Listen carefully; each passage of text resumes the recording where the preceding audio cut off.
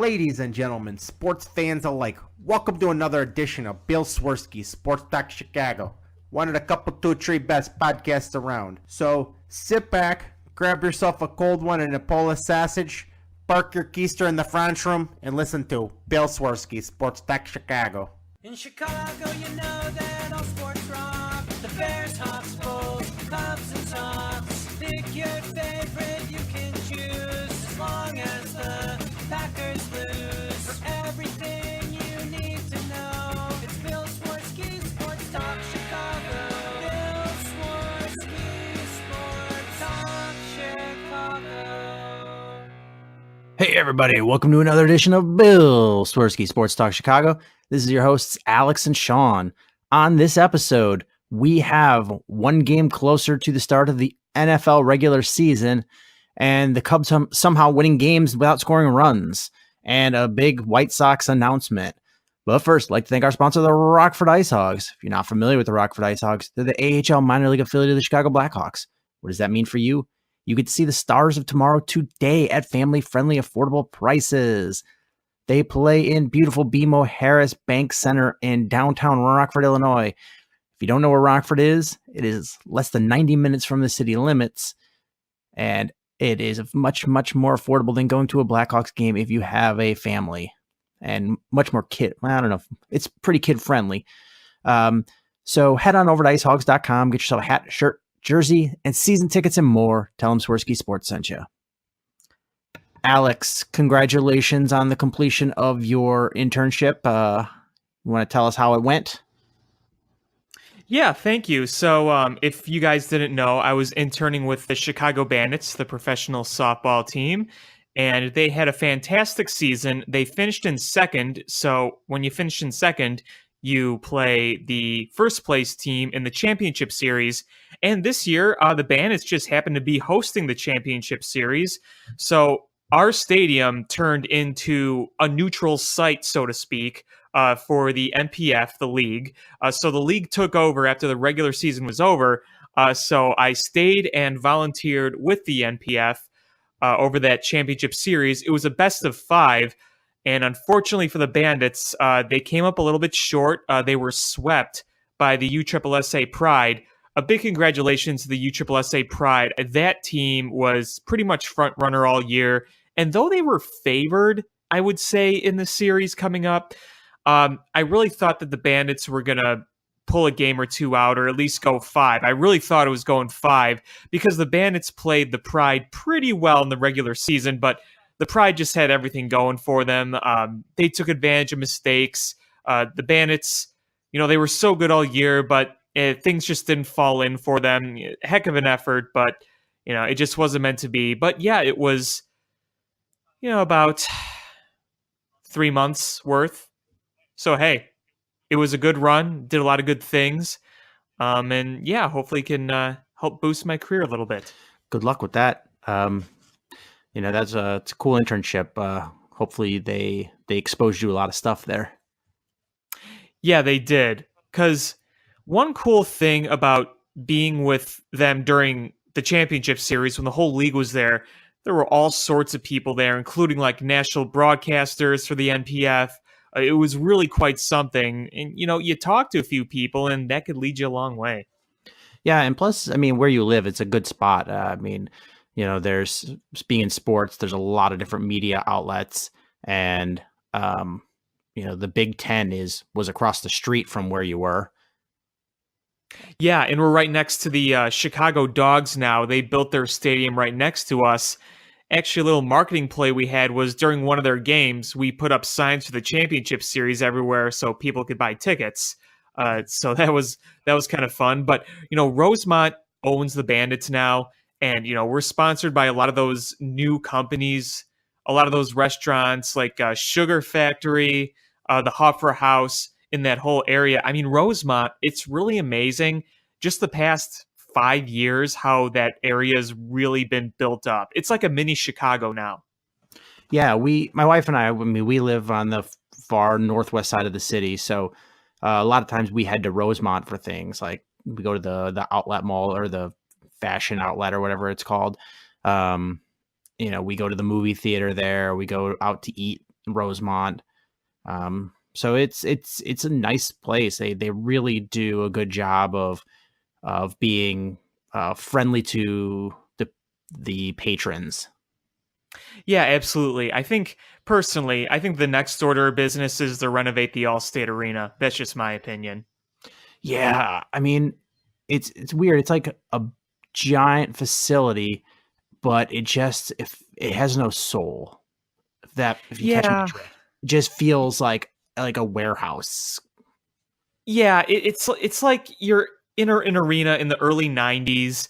Yeah, and no soul, I think, is a good way to put it. If I were them, I would gut the arena and kind of just redo all the seating. I mean, look, I go to those Wolves hockey games all the time, especially when they play the Ice Hogs. And there are some sections of the lower bowl where you can't really see the net because the way the seats are arranged. I mean, there are some, like the upper deck is fine. That's got pretty good views of the whole ice arena, but there are some areas in the lower bowl. If you're like on the long way, like the long end of the ice rink, like that's fine. But if you're behind the nets, there's a lot of like obstructed views there. So I think, in addition to being pretty outdated and having some obstructed views, I just think they need to renovate the place. Yeah, I agree. And I one thing, I mean, I don't know how feasible it is. I'm not an architect or anything, but one really cool thing would be to somehow have a way of like curtaining off parts of the stadium to make it more intimate. I mean, AHL hockey has like a finite, audience. It's not a knock. It's just, and professional football, like the Bears, without a problem, sell out 50-some thousand seats, even when they're bad.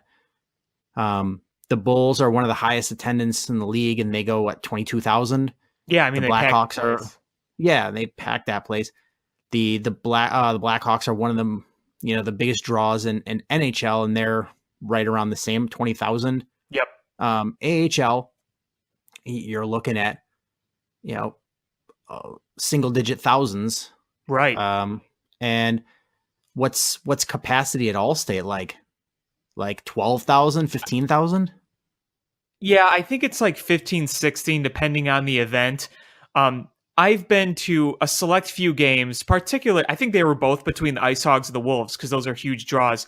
Those are the few times I've seen hockey games sold out, but, there have been plenty of Wolves games I've been to where they're not playing the Ice Hogs, where there's maybe 2,000-3,000 people there. And for the AHL, that's not bad at all, but when you play in such a big building like that, it just makes the crowd look so small. You think about most AHL teams, they play in more AHL-sized arenas. Yeah, absolutely. If you go to the BMO Harris Bank Center in Rockford, it's a much, much better AHL stadium. And is the stadium itself better than the Allstate? No, I don't say that. It's a much more intimate venue. I mean, part of the problem is when you go to a Wolves game is if you are in the upper deck seats, you could be in a whole section by yourself, and it just feels, it doesn't feel like a sporting event. You're going up the stairwell all by yourself, sitting in a section by yourself, and it's weird. Whereas if they were somehow able to just like curtain off so you couldn't, an actual curtain or something that blockaded, you couldn't even see that upper section, forced everybody into the lower section, the lower bowl, and it would be better for the team because, the crowd noise is more uniform and it's more excitement. It's a lot more likely that you're going to get like cheering and excited if everybody around you. But if you're sitting in a section by yourself, you're not doing that. Right. Yeah. So I think it's good for that. They can get more concert type things in there too, because, a booking agent's not going to book a concert if they don't think they're going to sell out 15, 16,000 people. But if the Allstate doesn't have anything going on, they can draw somebody that can get 8,000 and take it away from like an Aragon or something that probably behooves them. And I feel like the Allstate could attract more events now because, look, DePaul no longer plays there. The Sky no longer play there. I mean, really, the Wolves are the only tenant sports-wise permanently in that building right now, I think. I believe you're right. Yeah, and I mean, here's the thing. Everything about the stadium is convenient. The parking is convenient. The commute from the suburbs is convenient. The access is really nice. You just get off the highway. I just think you need to make improvements to the stadium. That being said, I will say something interesting. I don't know if this would work. I don't think it's big enough, but I went to a Sky game with my season ticket holder buddy 2 weeks ago. He's got courtside seats. By the way, I sat next to Bobby Portis and Jabari Parker, so that was kind of cool. But the new Wintrust Arena, have you been in there? No, I've seen it, and I'm a DePaul alumni, so I'm probably going to get some tickets and go when the they start playing there. This place is beautiful. It is an incredible venue. And I mean, we're not trying to compare to like the newest NBA arenas. When you consider what it is, DePaul and, the Sky play there too, for that kind of sporting event, the place is great. The concourses, you walk right onto the concourse. There's a sky deck from the parking garage. Everything is so new. The arena is so bright. Honestly, it felt like a more professional setting because I went to a lot of Sky games with my buddy when they played at the Allstate. And, I'm really not trying to knock the Allstate, but again, it felt like the size just wasn't right. It was like a court slapped in the middle of a huge concrete base. And a lot of the seats on the side were far, far away from the court. Now everything is very nice and intimate, and everything is so new. And again, the arena is much, much brighter. I'm not saying that I don't think there'll ever be hockey in there, but if the Wolves had an arena like that, or if they could do something like that to the Allstate, that would make a whole lot of difference, not only for hockey, but just any event at the Allstate. So I pulled up actual attendance numbers or seating capacity for the two stadiums. For the Allstate Arena, based on configuration, for ice hockey, the capacity is 16,692. That sounds about right. Rockford Ice Hogs, the BMO Harris Bank Center, 6,200. So it's more than that's a huge difference. That's more than a 10,000 person difference. And yeah, like I get it. Like Chicago is a much bigger market. People have more disposable income than in Rockford. But that's a huge, huge difference. And, but you just feel the energy difference in the stadium. Like when you go to the BMO Harris Bank Center, it's like, you're just, you're all on top of each other. Not like, right. But like, it's like a sold out event. You get more excited, and everywhere you go, there's people and there's things going on, and all of the events out in the hallways, they're right there for you because everywhere you walk is people. Whereas in a cavernous facility like the Allstate, you have sections where you could just be. You're like, man, am I not supposed to be here because there's nobody else here? I need an adult. Yeah, and also, I don't know if you noticed, but the Milwaukee Admirals, they used to play at the Bradley Center, and they moved to a smaller facility. And, the Admirals are pretty popular in Milwaukee. It's their highest-ranked hockey team. But even still, you had games there where it kind of had that all-state-like feel. It was just kind of too big for the AHL market. And, you could have that same crowd at BMO Harris, but then you put in the Allstate, and then it makes all a difference. The same amount of people in the Allstate is like nothing. Yeah, I mean, you have a capacity crowd and people all riled up, and you put them in a 6,200 capacity building. You move them into a almost 17,000 capacity building, and it looks more than half empty because it is more than half empty. Yeah, it's again, it's not a knock on the Allstate. It's a good venue. It just, I think I think they need. I don't think there's enough of a demand for that size. That consistently that they need to have it the way it is. I think you're right. They need to somehow renovate it and make it a more manageable size and compartmentalized where they can hold different size events. Yeah, and I mean, hey, venues get old. It happens to every single one. Every stadium gets outdated someday. I mean, look at a lot of stadiums don't last very long. I mean, Wrigley Fields and Fenway Parks are two in millions of stadiums that have been in this country. You don't see that stuff often. I mean, I'm sure when it was built, the Allstate was a pretty big luxury for people. I mean, it's just, yeah, you've updated some of the LED boards, but that's about it. I mean, the concourses haven't changed a bit since I was a kid. And, you just see a lot of the outdatedness just in the seats. They're just old. It's just what happens. The guaranteed bank rate field or whatever they call it, where the White Sox play is, I mean, that was built in what, the 90s? 91, I think. 90, 91. And somewhere around there. And they had to do renovations already. Yeah. I mean, let's face it. It looks a lot better than when it first opened. That silver and baby blue just, it was not very appealing.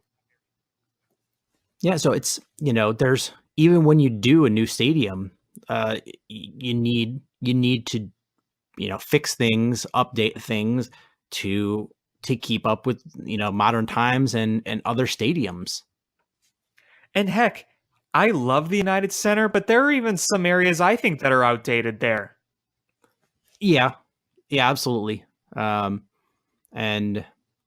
they need to do better with there, especially since that's a venue that holds two of the highest attended professional sports teams in their sports.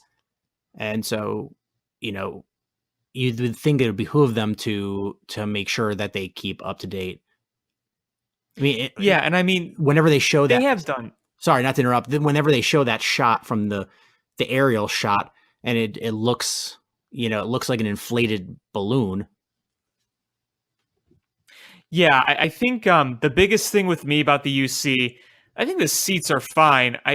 And they've done some good stuff to the concourse. The atrium they built, I thought that was great. That was a big step. I just think some of the concourses are a little outdated, like the floors and the walls are just kind of that 90s concrete. I know it sounds like I'm nitpicking and petty, but you look at a lot of the new stadiums and, you could just kind of tell a difference.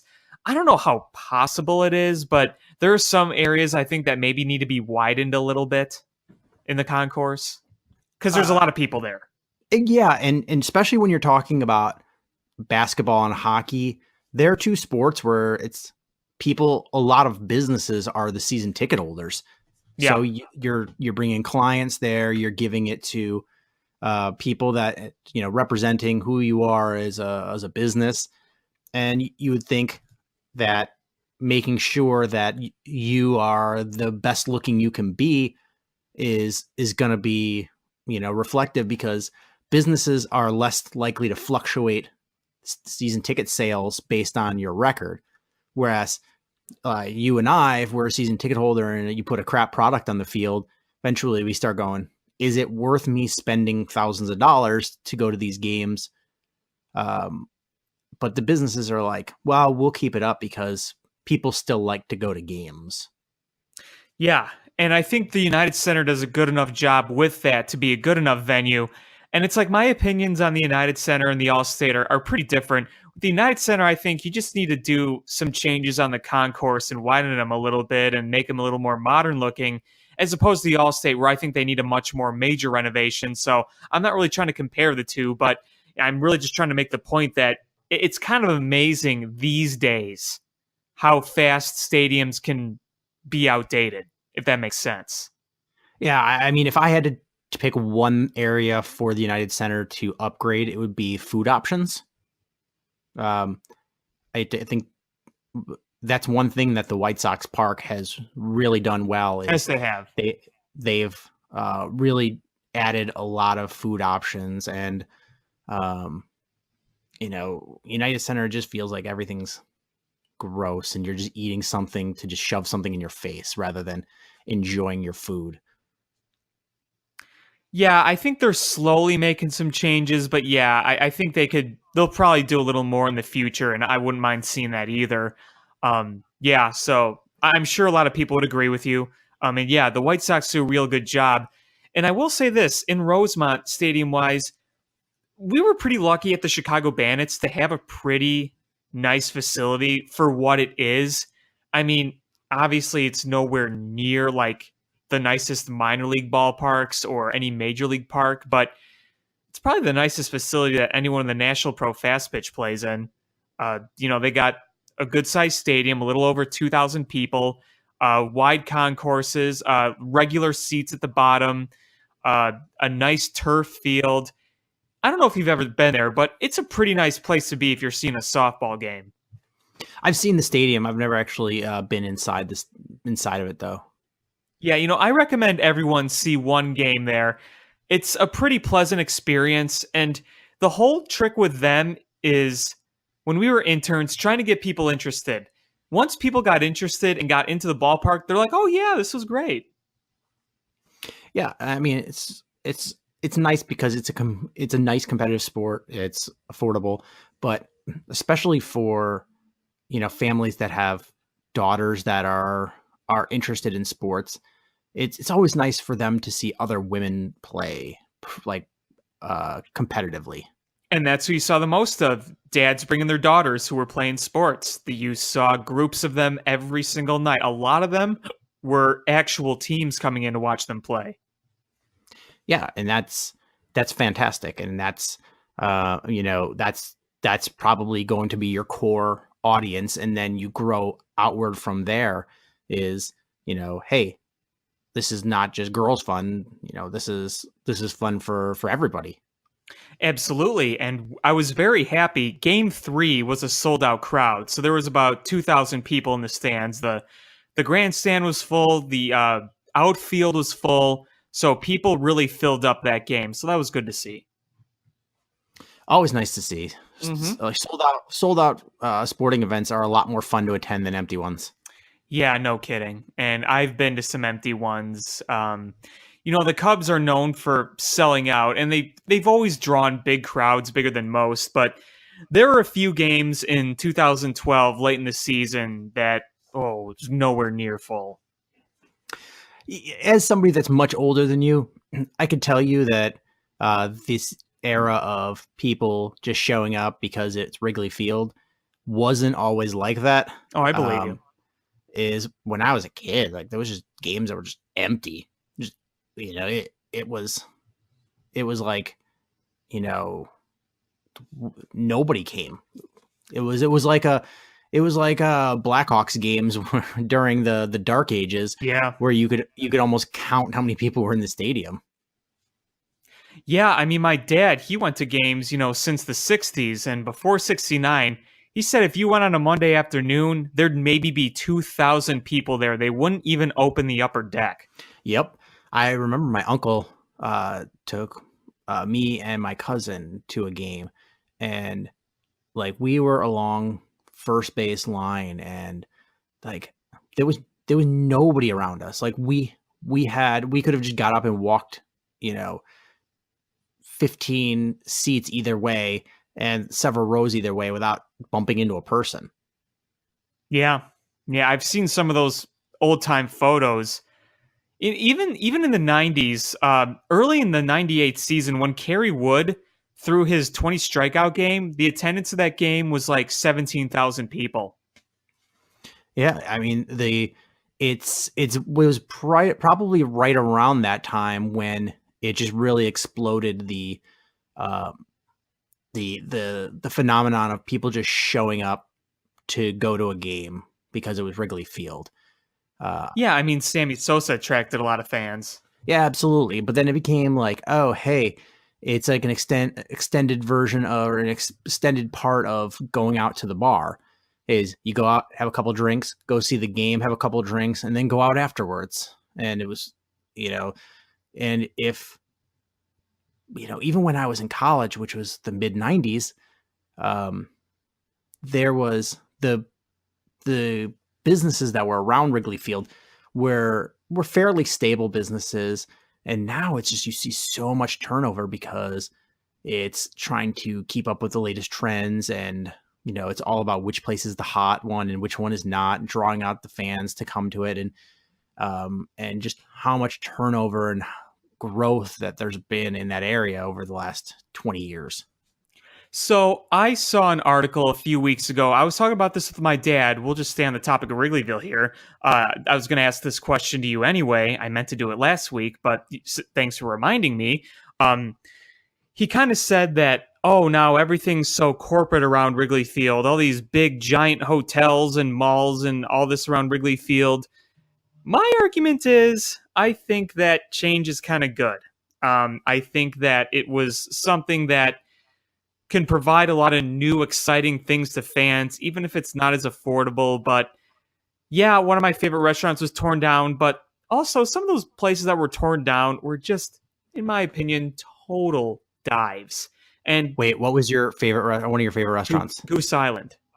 Oh, okay. Mine got torn down too. Salt and Pepper. Oh, I never been in there. It was like next door. But yeah, it was, it's weird. Like I have feelings both ways. Like one is that it cleaned up the area because, in some ways it's a nice area, but in other ways it's just kind of dumpy, full of debauchery. And even though there's going to be a lot of drunken debauchery there because it's just the nature of being bars and nightlife always will places, be. Always will be. It feels a lot safer and cleaner. And I used to, live and work over there in the mid 90s. And it got sketchy. It got real sketchy as soon as they got dark. Mm-hmm. Sure. I mean, I believe it. But on the other hand, and it also makes it nicer when you do bring families, that it just looks nicer and it's more accessible. But as the games get more expensive and things like that, it's less family friendly anyway. So that's the hardest part. Yeah. And everything just gets more expensive around there.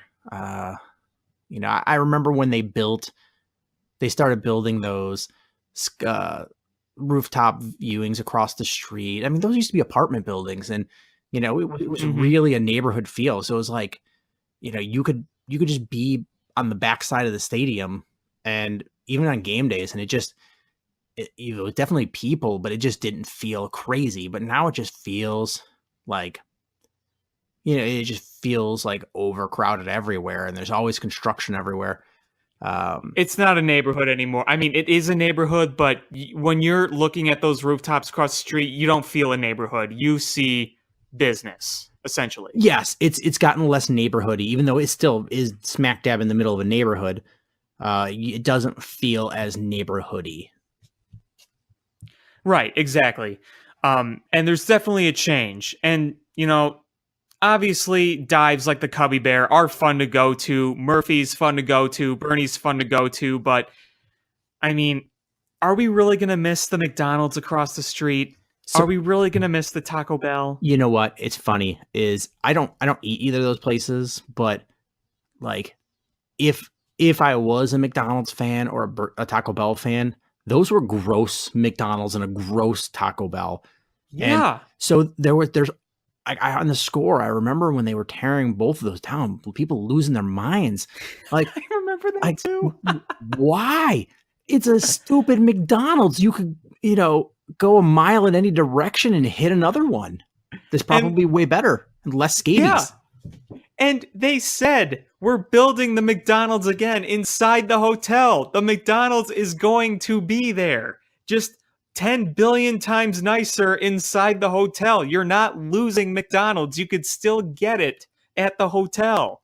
Yeah, and it'll be a McDonald's that doesn't smell like pee-pee. And, the Taco Bell. Oh, no, you can't go to the Taco Bell where you might get stabbed. Oh, okay. I was going to say, I've seen scuffles in that Taco Bell multiple times walking by it. I was at the McDonald's once. I saw it was 1,000 degrees. I just needed something to drink, and there was a homeless man urinating like on those seats that were closest to Clark by the windows. He was urinating, and I was like, "Never mind. I don't want to drink. I will just be parched."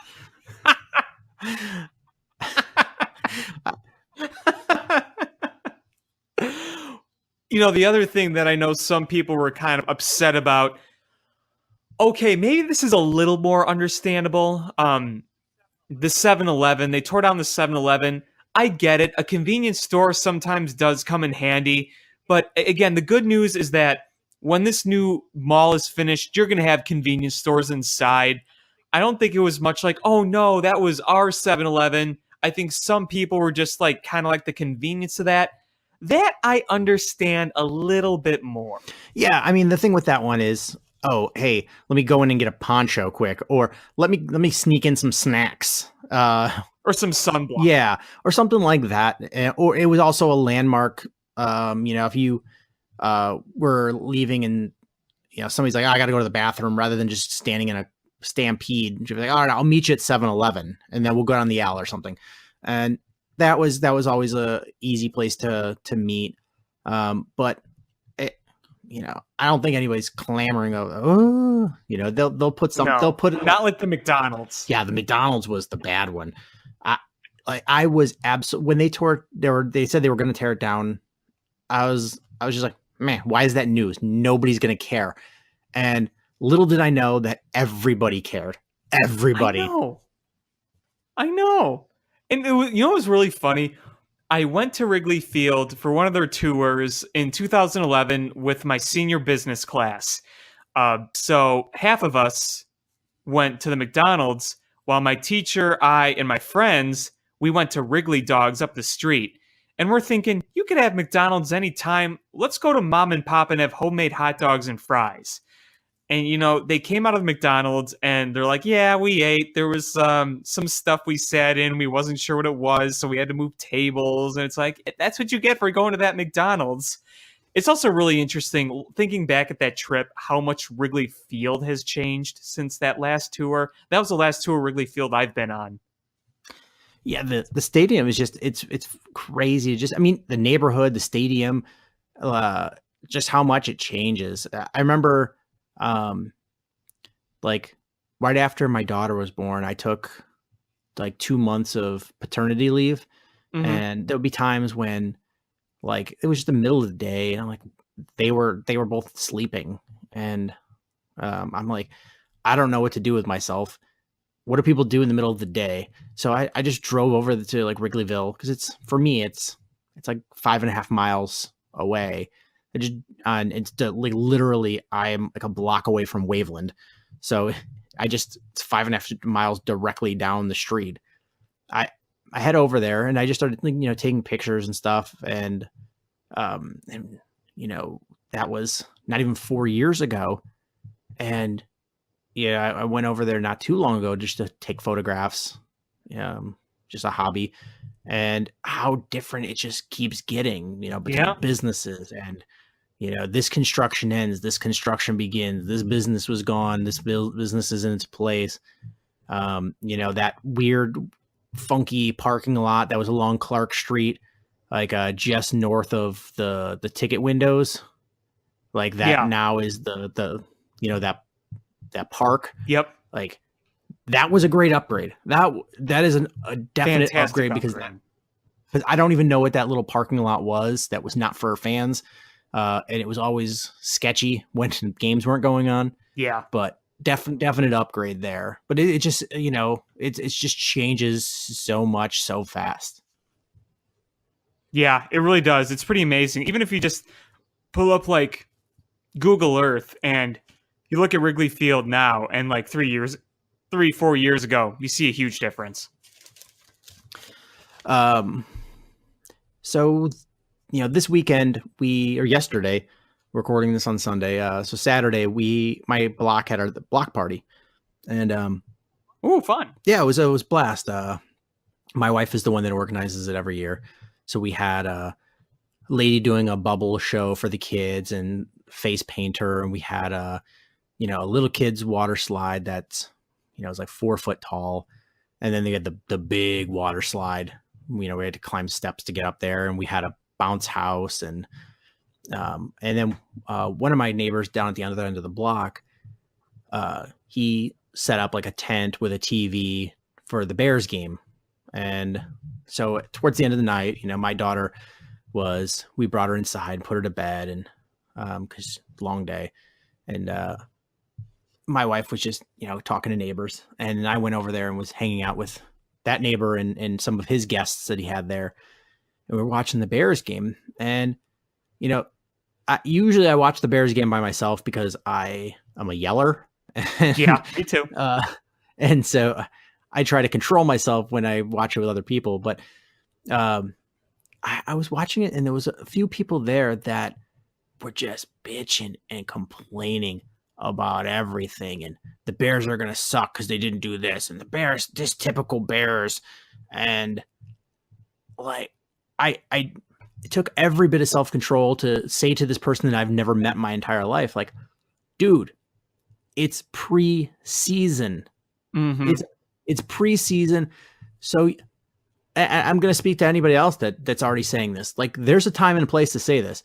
If by week 3 of the regular season, they look like crap, fire away, because they should be good by then, or they should be competent in this offense. But they're still working out this offense, and they're still haven't got all their starters on offense in place yet, and they're doing vanilla offenses and defenses, so you're not seeing everything that they're going to throw out there. They're working on specific things. They're working on some timing. They're working on, learning the offense. Is in several weeks when they start the season, if they look like crap, then fire away. But it's the preseason. It does not matter anything. No, I mean, again, you're looking at more individual performances, and most importantly, you're praying for no major injuries. This is the time to get all the rust out now. This is the time to figure things out and try some things. I mean, if you're trying to find your fit, do it now in games that don't matter. I mean, that's the way I try to see it. It's funny, though, because, I'll watch some of the preseason Bears games, and I'll still mumble and groan, even though I darn well know what the game means, which means very little. But I do still try to keep a perspective about everything as best I can. But yeah, I mean, I know that Trubisky's looked up and down so far in the preseason, but he's still trying to figure everything out. The pressure's on him. He's going to be the starting quarterback. There's going to be no controversy whatsoever who's going to be the starting quarterback. And I guess you look at the bads and you say, okay, learn from the bads, and you take the goods and say, build on those. I mean, that's how I looked at it optimistically. Yeah, and as far as, there's definitely things you can look at in the preseason games and be like, all right, that's a bad sign. But the game as a whole, and the systems that they run, like if they don't convert a 3rd and 10, and you're like, oh, they're just not going to install their full offense during these preseason games because they want to have surprises during the regular season. Case in point is the very first offensive play the Bears ran during that game against the Broncos. They came out in a four receiver set, so spread 4 wide, and they brought it in to have 2 guys next to the tackle, and then the 2 receivers inside, and they ran a power run formation. They ran a power run. And I was like, okay, so what they're doing is just teasing. They're saying, hey, look, these are the types of the sets we're going to run, but we're not going to show you what we're going to run out of these formations. We're just going to show you, hey, we're going to do this, and then bring it back to something vanilla to start the game. Yeah, that makes sense. Things like all of the penalties on the Bears. Those are things that you can groan about because those are things that got to get cleaned up. You can't have those in the regular season. Grown away at penalties, because those are dumb mistakes. Other than one that we'll talk about in a minute, but most of them were just stupid and either lazy or not thinking plays. Yeah, and unfortunately, the Bears have been no stranger to those kind of penalties over the years. I guess while we're talking about penalties, is the one in question I'm talking about is the leading contact with the head, that flag that was thrown on Fuller. That was awful. I don't know if you saw that play. It was so clear that he led with his shoulder, and if anything, it was the runner that lowered his head. The flag if they were flag thrown on that play, it would have been on the offensive player, and they threw the flag on Fuller, and like every single angle, there's zero question that he led with his shoulder. That just made me worry more and more about this whole rule because, like I said on this show previously, I think that this new arbitrary rule is going to cause a lot of problems for the Bears. With the way they play defense, with the aggressiveness on defense, that's going to be a problem. And I hate it. I get you're trying to protect people. I get it. But the rule is so arbitrary and clearly based on preseason. It's very controversial. I could only hope that they have a better lock on it when the regular season comes, because right now it doesn't seem like that. Yeah, I mean, it was a really bad time to install this rule as well. I mean, it's a stupid rule. I don't like the rule. I understand the intent, but it's still a stupid rule. And even when you read the verbiage of the rule, it is so open for interpretation. It's just silly. And it's a poor time to do it because you're in the midst of people finishing up last season pissed because it was so unclear to the fans, the players, the coaches, the announcers, the beat writers, the media, and some of the officials. What was a catch? What wasn't a catch? And you need to fix that before you start installing more vague rules. Also, you had a large turnover of your most veteran referees. There's so many of them retired, and you are going to have the most inexperienced set of referees that you've had in I don't know how long. And then you're going to make it subjective, like some very, very subjective rule. Come on, bad timing. Yeah, I think that there's going to be a lot of frustration across the whole league about this. Oh, yeah, there already is. And the NFL is trying to save face and saying, well, we're telling our referees to throw the flag anytime they think that there's even a remote possibility that it's the penalty. And then we'll sort it all and watch a lot of film and say this is a penalty, this isn't a penalty, and clean it up by week 1. No, all you're doing is you're training guys to just throw the flag at any opportunity, and that's just going to be bad business. What they should do is be like, use your best judgment, and then we'll review all the ones where there was a penalty called, and then we'll review every play on ones that they weren't called and say, hey, you missed it on this one, and you threw an erroneous flag on this one. Is don't train them to do the wrong thing and then hope that they learn the right thing from doing the wrong thing. That's stupid. Yeah. That's just stupidity. Oh, boy. This rule is really going to drive me crazy. Oh. Fans are going to lose their minds, and this is going to be the reason. Oh, of course. I bet this is not a rule that's going to last. I have a feeling that the Players Association is not going to like it. I think it's going to be. Oh, of course not. There's going to be a lot of fans upset about it, and they are going to quickly move on from this rule. Sure. Absolutely.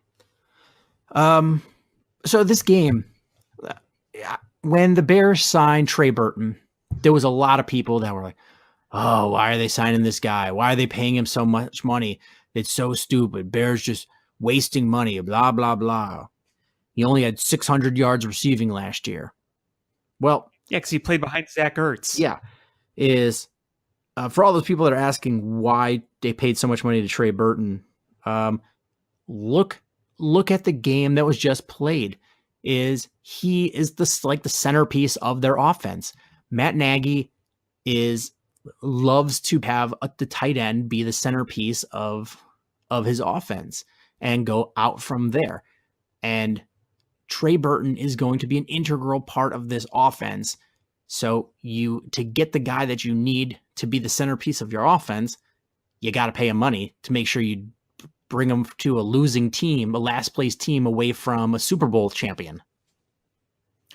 I really liked the Trey Burton signing when they made it because you saw the potential there of him being a really good catching tight end.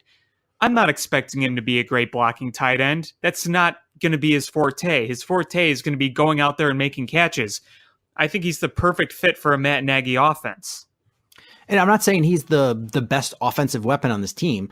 I'm saying is that he's going to be the centerpiece, is that he's going to be the cog that keeps the drives going constantly. So it opens it up to either pound the ball with the run game or go out to the wide receivers. Is Trey Burton is going to be the constant that helps keep the offense churning. So you don't have these 3-and-out drives or six and outs. You know, that's what his role is he's going to be safety valve. He's going to be, a mismatch option. He's going to be, all types of things for this offense to help keep the offense moving and keep the rhythm of the offense. Yeah, exactly. I think that Trey Burton has enough experience where obviously he played in the Super Bowl. We all remember that big play. He's got enough experience to bring a veteran leadership to the core, but he's also going to be embracing a new role, a role that he's never had before, and that's going to be number one on the depth chart at tight end, because like I said earlier, he played behind Zach Ertz. So he's making new adjustments and embracing a new role, but at the same time, he's going to be a veteran presence for a lot of those young kids, including Trubisky. Absolutely. And then in this game, I think you alluded to it as the ups and downs of Mitch Trubisky, and there was a lot of criticism tossed around in this game, and I think it's a little unfair. The first series stalled because of a holding call, and then followed by a missed blitz pickup by the offensive line. So I don't know how that's his fault. It wasn't his hold, and the blitz pickup was missed. So that stalled that drive. Interception, that's a 50-50 his fault, and Tariq Cohen. Yeah, they were talking a lot about that. There was clearly some miscommunication there, and Trubisky showed his frustration on that. I mean, it's like a one-on-one receiver thing, and Tariq Cohen's a running back. It's a new role for him, and he's not going to be as clean as somebody that's been a wide receiver since high school. But I mean, wide receiver 101 is on that play, unless it's the pattern calls for you just to stop and turn, is you've got to go flat and cut across and make sure that you are between the defender and the ball. And he didn't do that. And he stopped he didn't run the flat, and he let the defender get to where the ball was. And Trubisky, shouldn't have thrown that, because it looked like, when he threw it, that the defensive back was already causing an issue with, impeding Tariq Cohen from getting to the spot where he wanted to be. So it was like a 50-50 whose fault it was. But, if I'm Trubisky, I'm pissed too, because, you need Tom Brady would have been pissed if he came off the sideline. You know, Sure. he would have lost his mind. And, you know, it's you've got to be the leader of that offense and make sure everybody knows, don't mess around. We got to get this right. You know, Yeah, it's going to be a clean this learning up. experience for Tariq too. I mean, let's face it. Under John Fox last year, he was handcuffed so much. You almost got to treat him like a rookie, I think. In some ways, yeah. What else with the Bears? Really liked what I saw from Jordan Howard. I don't know about you. Yeah, he looks smoother and faster. The play where he bounced it to the outside, where he got it to 1st and goal, that was a beautiful run. Is he changed directions quickly and then beat everybody to the corner. You can see where he's got an added burst of speed from the weight he lost. Yeah, I mean, he came in how many pounds lighter? I can't remember, but he definitely worked out a lot this season, trying to add a little more agility to his game. But hey, I mean, at the end of the day, I trust Matt Nagy to use him how he's supposed to be used, as opposed to last year when John Fox and Dow Loggins used their power back to go on wideouts. I don't get why. Or I think it was the San Francisco game. It was like a bubble screen pass to Jordan Howard, and instead of going forward, he like tried to go off to the side and he just lost yards. Like, he's a power back. You don't use him like that. Well, when you have a terrible coaching staff, you do terrible things with your players. Well, at least we're away from the all defense conservative offense John Fox era. Yeah, absolutely. And speaking of the defense, I've heard a lot of people, you know, complain and moan about the Bears defense not looking good. Is if you go back and watch the game again, is look how quickly the starters came out for defense. Most of those drives that it was the Denver first team offense versus the Bears second team defense. Against the first team defense, the Bears did really well. And, you know, normally you run a much more vanilla offense and you also run a vanilla defense. Bears were definitely running a vanilla defense, but Denver, I don't think was running. I think they were implementing a lot more of their offense because they did a flea flicker. Yeah. They did a flea flicker real early in this game, and the Bears were not fooled at all. So you don't usually throw those kind of things into a early preseason game. Typically, no. Unless you are trying to really work on, your offense and really, really open it up from the get-go. Yeah, no, I mean, when it's preseason and your guys are going out early and you're not playing all that much, it's not really a time to panic a lot. Again, it's preseason. Things are a little different in this situation. Now, again, if this was happening in the regular season, then I'd be a little more concerned, but we're not there yet. Let's see. What else do I have in my notes? The drive where the Bears started with a fair catch inside the 5. That was a bad drive, and it started with a bad fair catch. I don't understand why you fair catch that at the 5-yard line. It is really unlikely that the ball hits at the 5 and drops dead. It's either going to roll immediately right back into the end zone where you get it to 20, or it's going to roll forward and pick you up a few extra yards. Yeah, I saw that play on replay. I thought the same thing. Hey, I guess the good news is in preseason, it's less risk of injury. I mean, that's the bright side, but you do want to kind of get those fundamentals down before the season starts. So I'm not too worried about it, but yeah, you're definitely right. That should not have just been a fair catch. But it ended up with the Bears starting basically at their 5-yard line. And that's where you showed the inexperience of the team in this offense and a little bit of still inexperience with Matt Nagy, because I thought the blocking was poor, the play calling was poor, and there was a pretty poor snap on the actual safety. The play. Yeah, I think if there's a lot of controversy right now.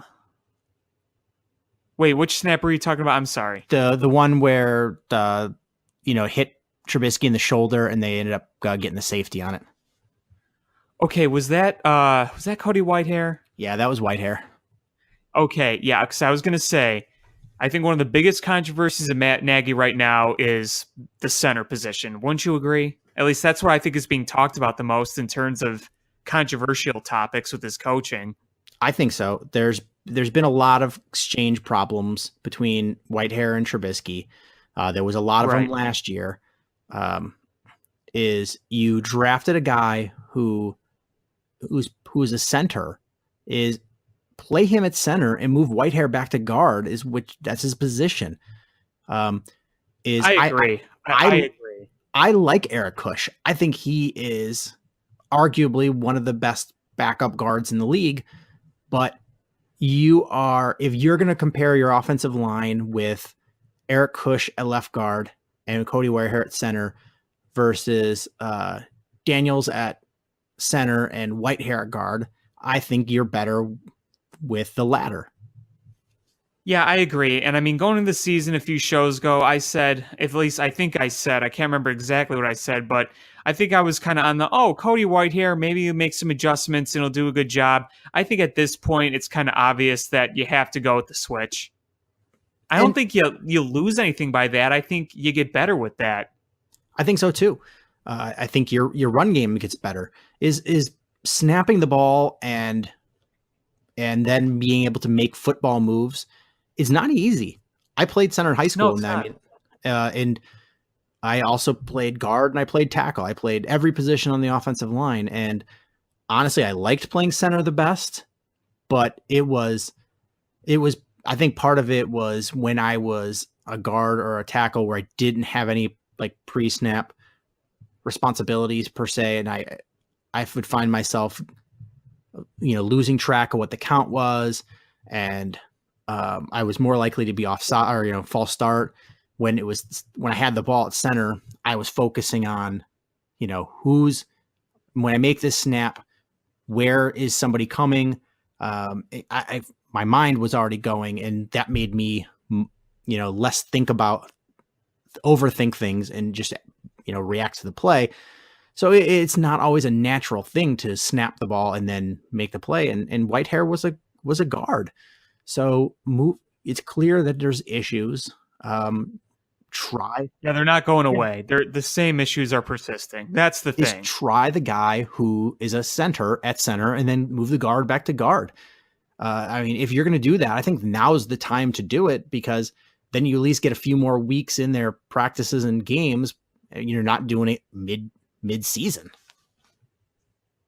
Yeah, if you move them over now, you have 2 more preseason games to work that out. So I hopefully we see this change soon. I don't know if we will, but I think if we don't see it before the next game, then we're not going to see it, unless there's an injury. Right. Yeah. What else do I have in my notes? We're getting a lot of good play on the defensive line, and it's making a decision for the Bears that's going to be a difficult one. Is Eddie Goldman looks really good. Akeem Hicks looks really good. I think everybody penciled Jonathan Bullard in to be that other starter opposite Akeem Hicks, and Roy Robertson Harris is making some noise for him to be the starter. And that's not a knock on Jonathan Bullard, because Jonathan Bullard, I think, has played very well, but Roy Robertson Harris has been playing great. Bilal excelled this preseason. Yeah, John Jenkins is playing well. Bilal Nichols is playing well. You've got more guys playing well than you do spots on the roster. Isn't that a great problem to have for once? It is. We're going to have that in a couple of spots, because it's going to be defensive line, inside linebacker. You're going to have that. is you're going to keep Kwiatkowski, you're going to keep Trevathan, you're going to keep Roquan Smith, and then you're going to have a bunch of guys who have been starters and regular contributors to your team that are going to be fighting for one last spot of inside linebacker. And it's going to be guys that have contributed to you and been on your team and have started games, and a draft pick that you're excited about. So there's going to be actual competition there, and you're going to make that roster, that group, the inside linebacker group, is going to be better as a whole from top to bottom. Absolutely. Now we just kind of got to work on some depth on the outside linebackers, because look, I'm a big Leonard Floyd guy, but do you trust him to be healthy? I don't know. He got hurt in this game. Exactly. That's what I'm saying. I mean, if you look at the depth chart, next on that outside linebacker is Isaiah Irving. I don't think he's terrible, but I think Leonard Floyd is obviously number one for a reason, talent-wise. Yeah, I mean, I'm right there with you. I would like to see more talent there, but if you think about it, the Bears had good sack numbers last year. They did, and they didn't lose any key pieces on as far as edge rushers or defensive linemen. So, Aaron Lynch, it should be back soon, and maybe even by the last preseason game, we'll see him. And hopefully we can see Leonard Floyd be healthy.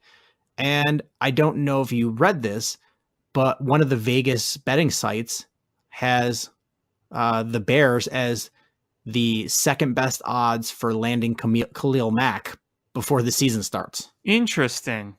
The scary part is, it's actually Vegas odds. Oh, Vegas odds. Okay. Yeah. And the team with the highest odds, or the most likely, is the Packers.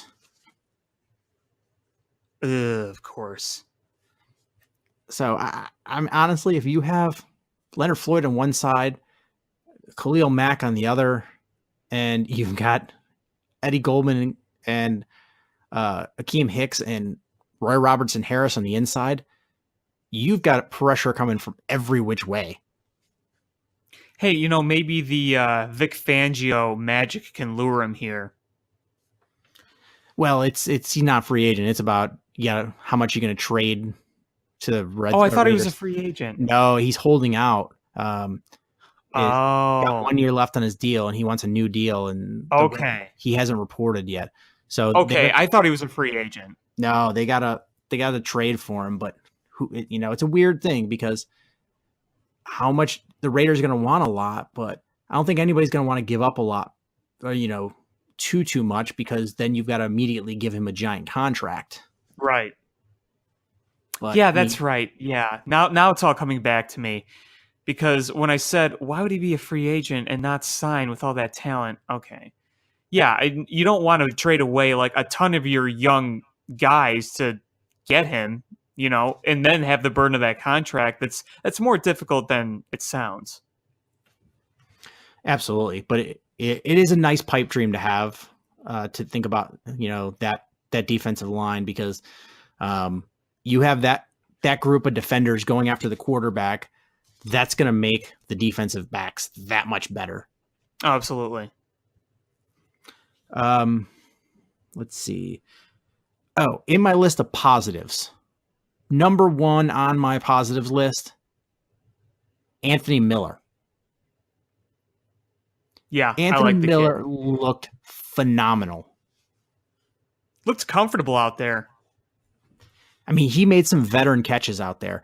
His route running, his ability to contort himself to make catches, securing the ball after catches, being aware of the situation, knowing when to go out of bounds, like being able to break a tackle or make a miss for a tackle. Like, he just looks like a polished wide receiver. I said it once and I'll say it again. I think that's one of the more underrated moves Pace has made in the draft this year. Yeah, I mean they traded back into it, but it cost them some capital. But you know what is I that think guy it's would worth not it. have been there. If it works, That guy it's would have worth it. not have right. He would not have been there in the third round. So you need to capitalize on that when he's available. And I mean, most people said that it was a good trade, or they agreed that it was a good trade in terms of, NFL guys on Twitter. They really thought the move was worth it, considering that the wide receiver core was, kind of non-existent until they brought in Allen Robinson and Taylor Gabriel. But you bring him in too, you got another young talent in there.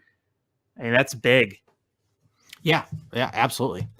Another thing I liked was I think Kevin White looked good.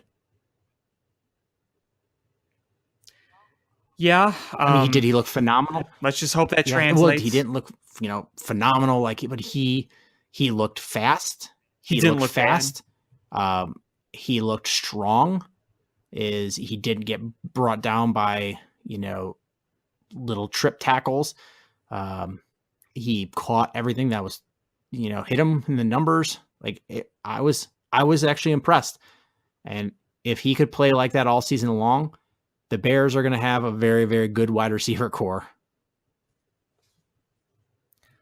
Yeah, I mean, again, I just want him to be decent. If he's decent, I'll take that as a win. And yeah, he didn't look bad at all. I just want him to be like that in the regular season. I want to see it. I want to see a healthy Kevin White and at least be productive. He gives us that, then I'm good. Yeah, because you've got three guys that are fully capable. He's not the number one option like he was last year.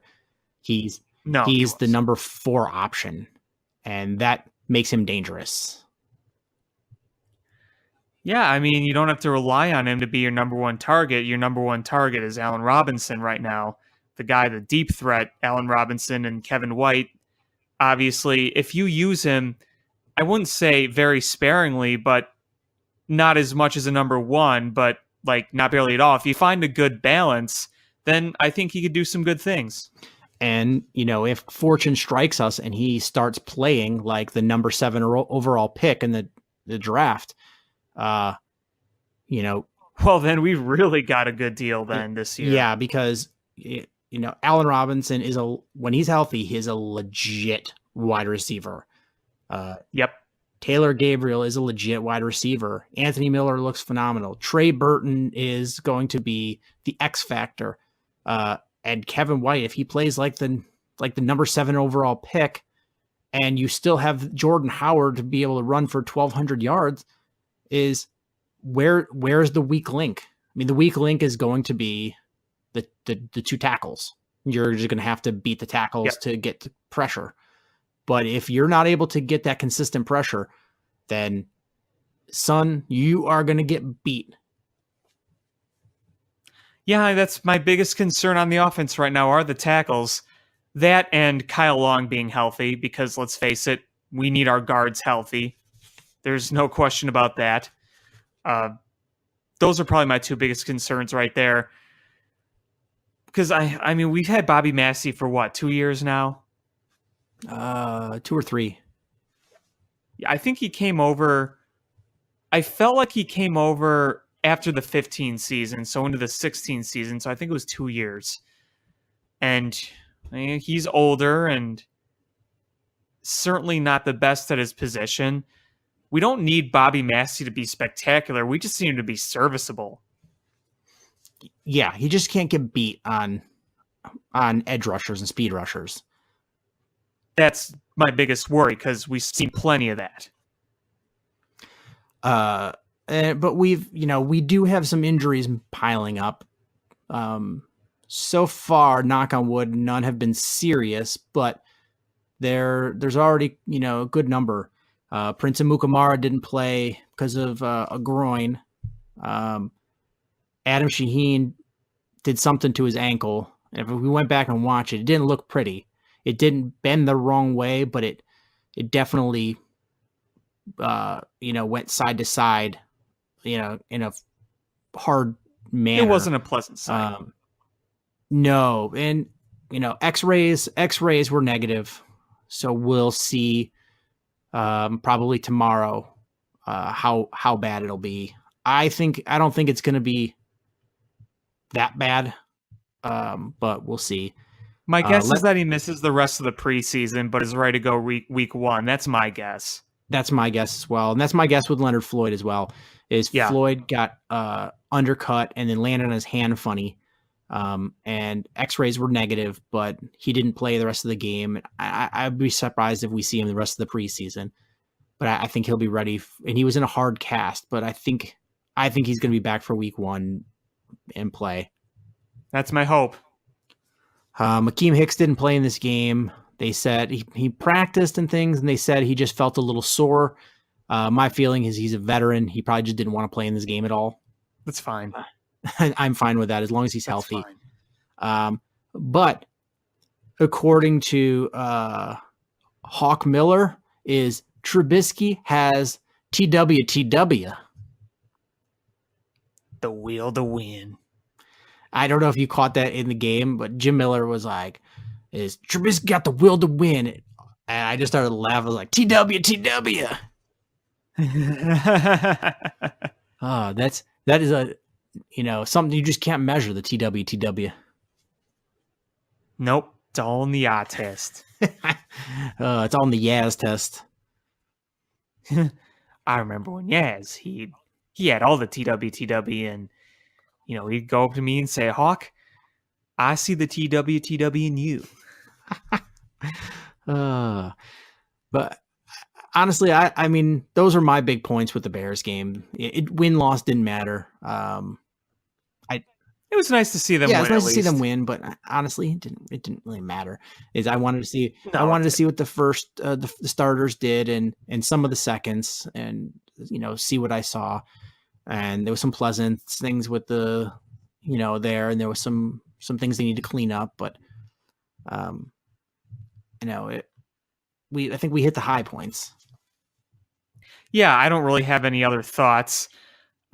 One of my favorite throws of the game was Trubisky's throw to Burton that got the first down. I think it was very early on in the game. Well, it had to be because, he didn't play that long. But, he moved around, just fired a dart, connected with Trey Burton.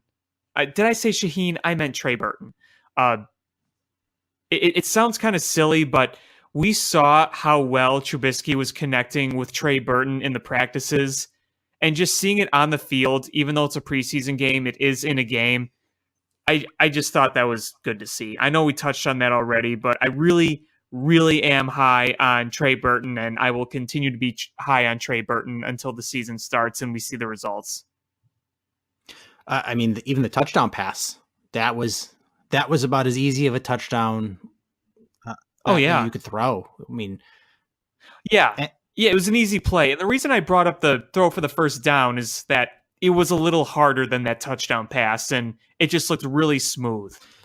One thing I was really excited about is, I think, when was the last time that we had a Bears offense that when it was first and goal, that they're just not going to pound the ball 3 times and then be forced to throw it in the end zone or pound it 2 times and then have to throw it on third down into the end zone.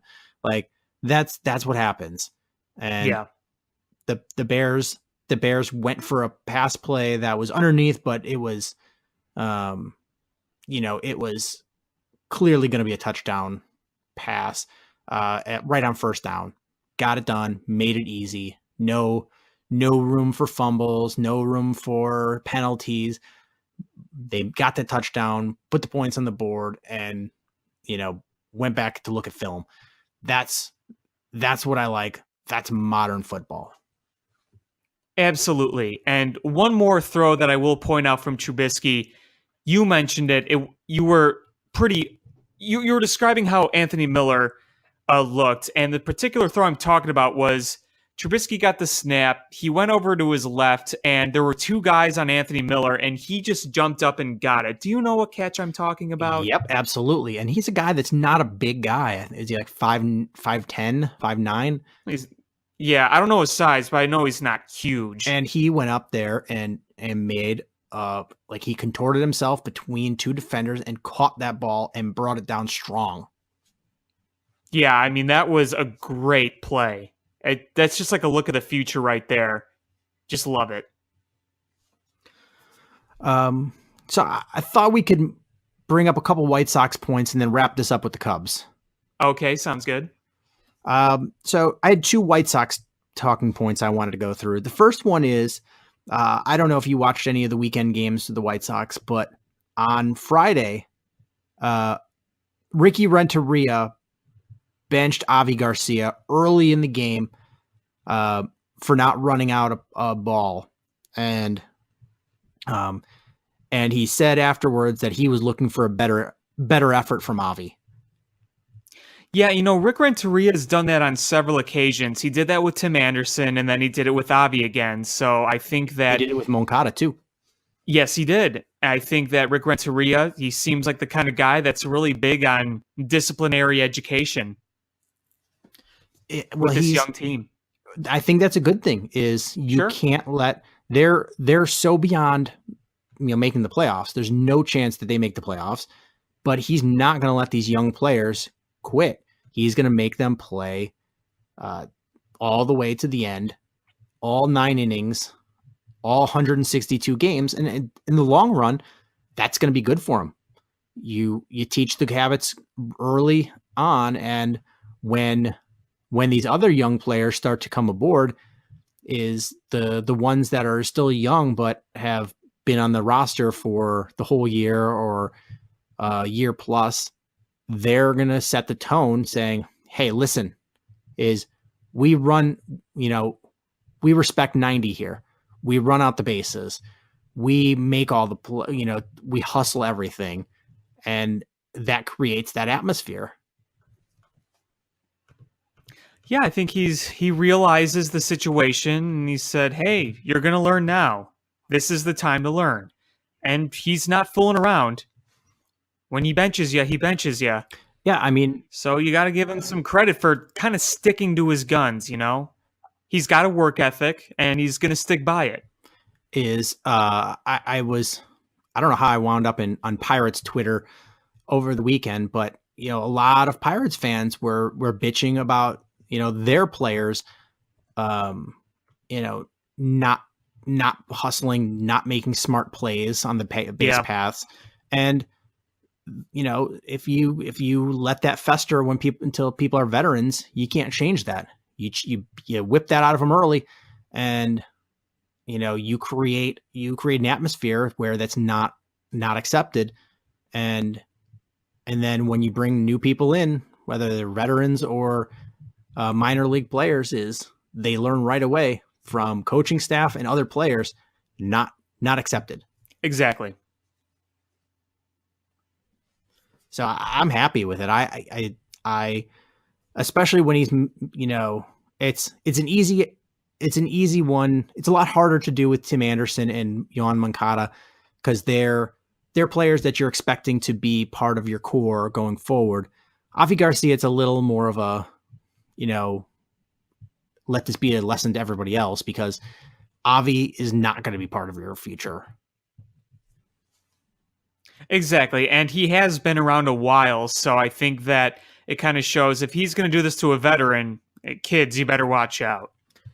The other White Sox news, and I don't know if you saw this, but Michael Kopech is going to make his major league debut on Tuesday against the Minnesota Twins. Yeah, this is pretty big news here. It was announced earlier today. I looked at his numbers as of late, looking much better. He's clearly ready for the big show. On the year in AAA, a 3.70 ERA, a 1.27 WHIP, strikeouts per 9 innings, 12.1. That is a lot. So it's time to see what the kid can do. And you know what? You're bringing him into a situation where there's not a lot of pressure. Obviously, there's no playoff race here. So you just let him go out and do his thing and get experience in the big leagues. This is what it's all about. Yeah, I mean, I don't like that they waited so long to bring him up, but they snuck him in to a nice slot. It's against the Twins, who are good, but they're not great. It's a home game, so you've got the hometown fans, and it's a midweek game. It's not like it's a Friday night, Saturday night, or Sunday afternoon game. It's a Tuesday game. So the pressure is not nearly as high as if they put him on a national spotlight game against the Red Sox or the Yankees. It will be a good crowd, though. I saw a lot of people on Twitter. A lot of Sox fans are buying tickets for that game. Oh yeah, it's going to be there's going to be a big bump in the attendance for that game. I've actually, I've been looking at my schedules trying to see if I'm available to go to the game because, I'm a Cubs fan, but that's exciting. It's exciting to see, a guy that, the Sox are hanging their hat on is going to be a big part of their future, making his major league debut. That's pretty exciting.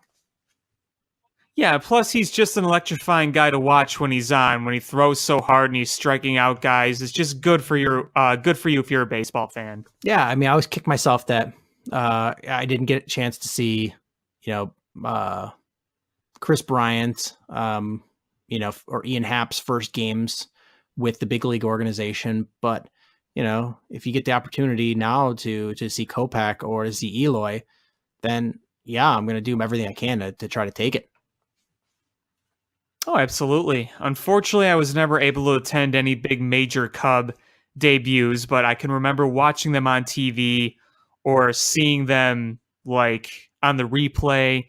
Though I'm pretty sure I caught all the debuts going back to Starlin Castro because I did skip class when Chris Bryant made his debut. I did miss Jorge Soler's, but I saw the replay on that. I remember watching Javi's debut with the home run. I remember Anthony Rizzo's. I was at Rizzo's first game as a Cub. I was at that game. Now I remember it was against the Mets. It was in 2012. It wasn't his major league debut, but it was his debut with the Cubs. So yeah, I was there for that. Man, I forgot all about that too. But let's wrap this up with some Cubs talk here. So we start off the week getting a split with the Brewers, which was fine. And the first game, the results fine. I'm fine with splitting it, but the Cubs offense just got absolutely shut out by, was it Chassin? Luis Chassin. Jolies Chassin. Jolies Chassin. Jolies Chassin. Yeah, she shut the Cubs down. And usually the Cubs have had much more success against when they can get to the bullpen. And that was not the case because Knebel and Jennings just locked it down. And by that time, they were already down, 6? 5-6, something like that. Yeah. But in this game, Rizzo, Russell, Hayward, LaStella, Schwarber, Contreras, and Almora combined to be 0 for 19 with 7 strikeouts. Yeah, not good. Not good at all. The only exciting part of this game, as far as the Cubs go, would be Zobrist's ejection. His first career ejection in over 1,000 career games played, where he said, "This is why we want automated strike zones."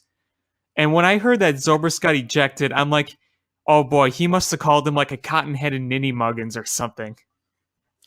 No, but that's a good burn that he had. It's a fair burn and a good burn.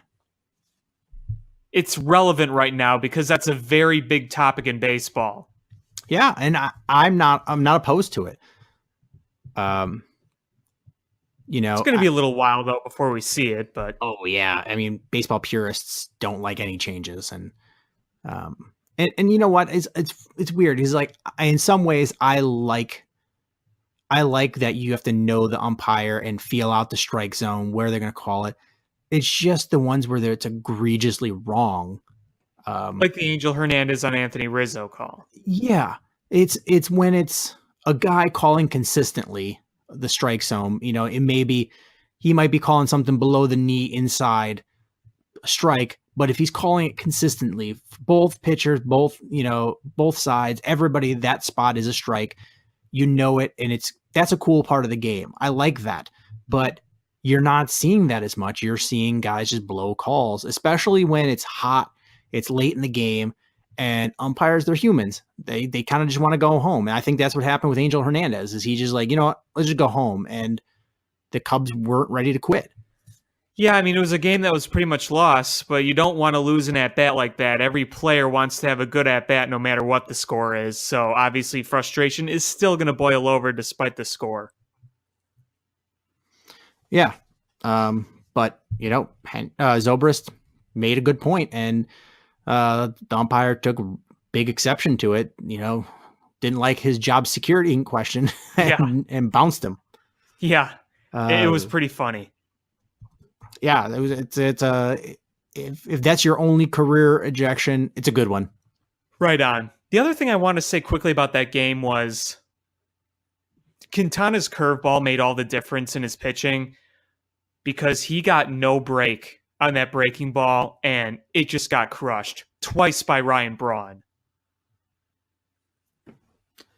Yeah. Yeah. I hate getting beat by Braun. I hate it. Oh, me too. Me too. It drives me insane. So yeah, that was a tough one. But next day, and it was, you know what is, you know, Quintana really didn't pitch a terrible game. It was the seventh inning that really, when coming out for the seventh, was it that chapped his ass? I mean, he got behind he got behind 3 runs in the first inning, gave up 2 home runs. But it was one of those things where he started off poorly, he settled in, and then things kind of went bad again.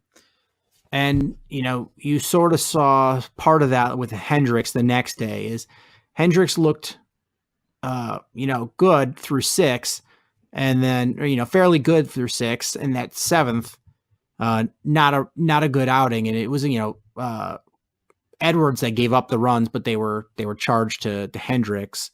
But I thought Hendricks looked really good that day. Just that end there just messed him up. Yeah, but you know, at least in that situation, the Cubs hitters actually woke up and were all over Guerra.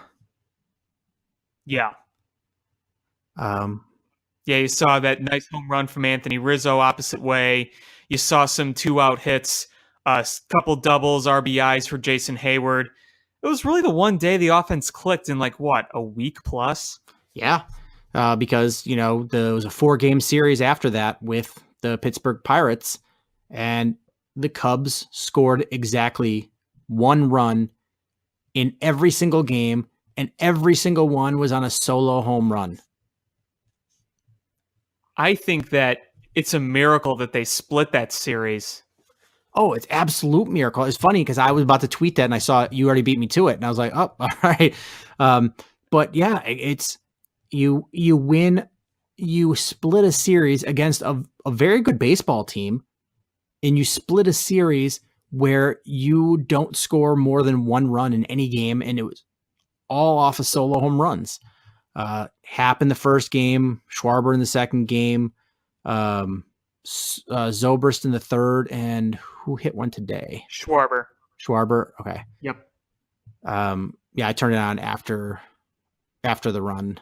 But yeah, like it's amazing that they got splits. And if I'm a Pittsburgh fan, I've just got to be livid because honestly, this series is kind of, you know, really starts to suffocate any chance they have of making the playoffs.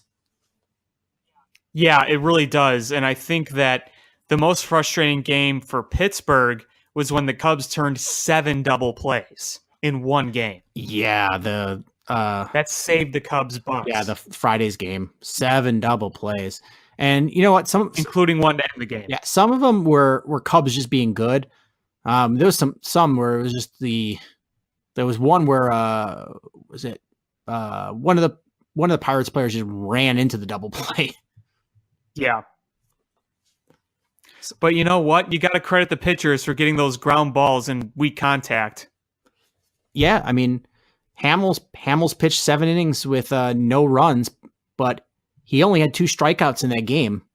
It was, you know, getting weak contact and you know, getting the double plays, and that's what Cole Hamels did in that game is what we were hoping we would get from Tyler Chatwood.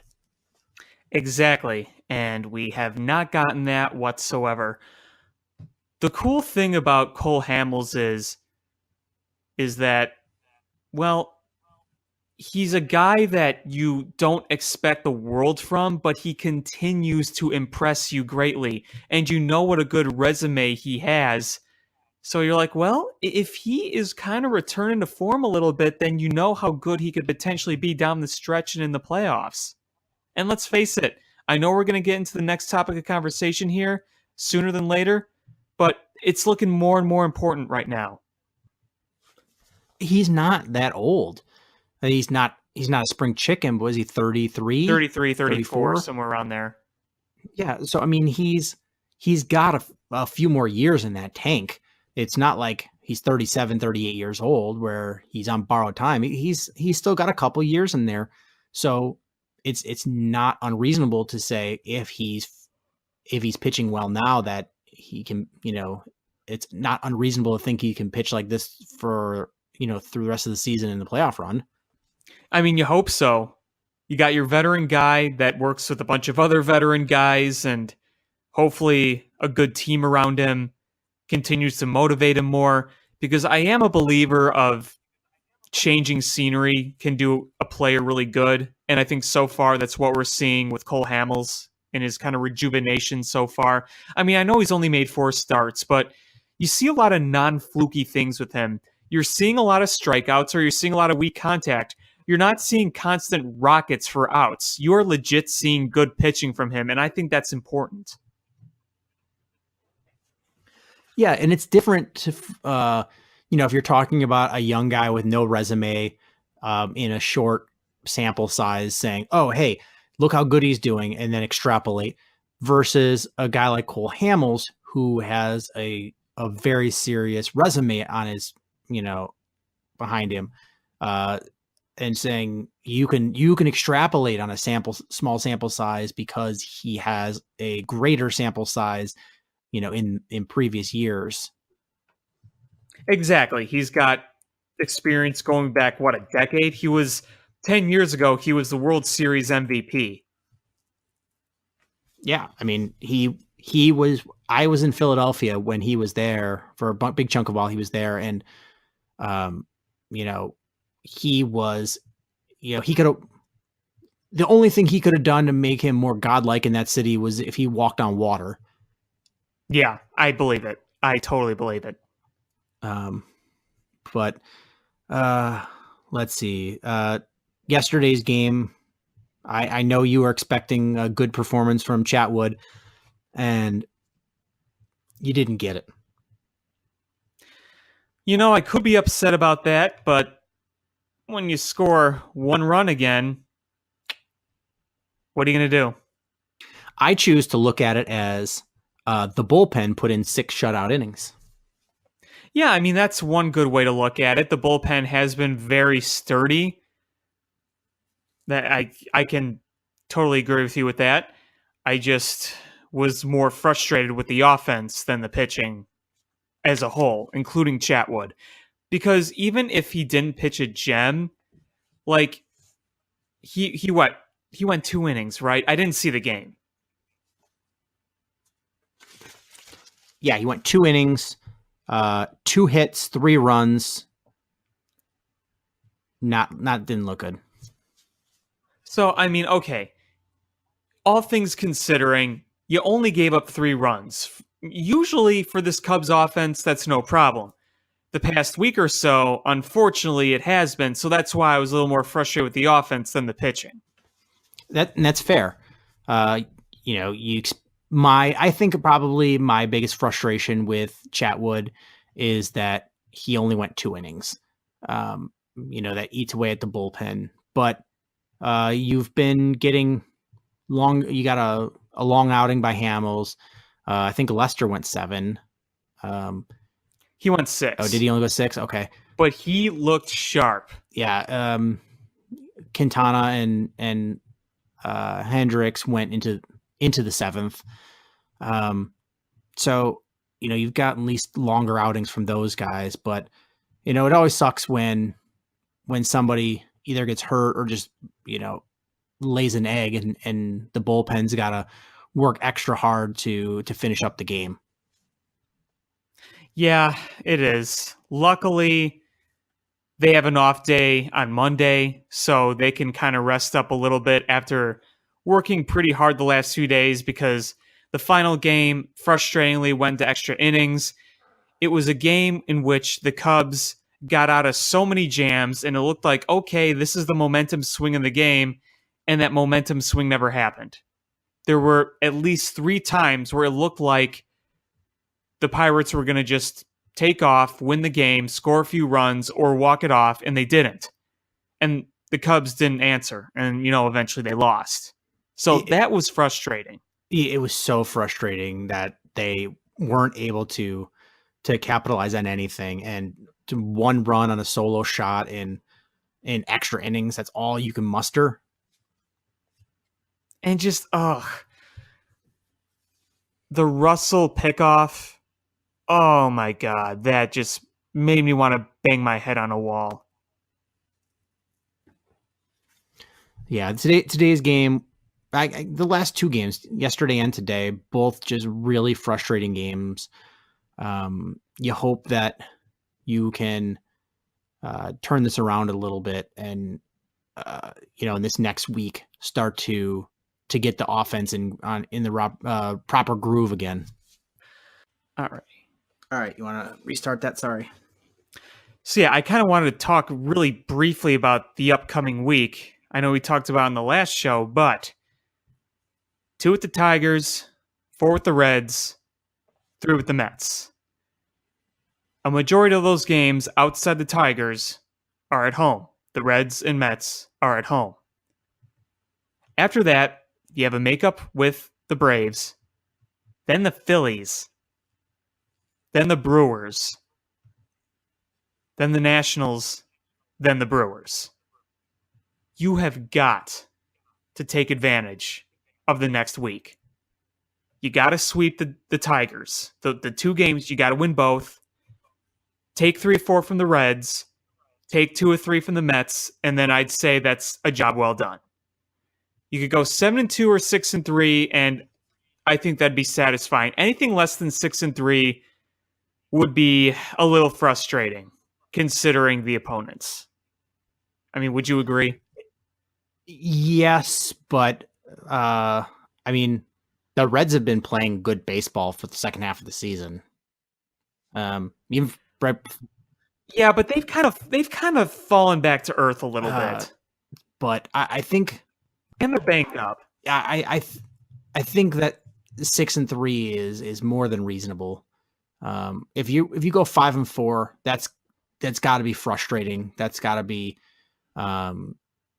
frustrating, not the end of the world. Yeah, but you need to be 6-3, 7-2 in these next 9 games.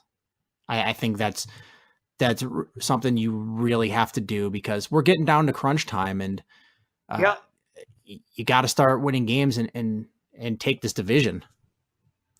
Yeah, I mean, we've seen the Cincinnati Reds really catch fire for a point of the season.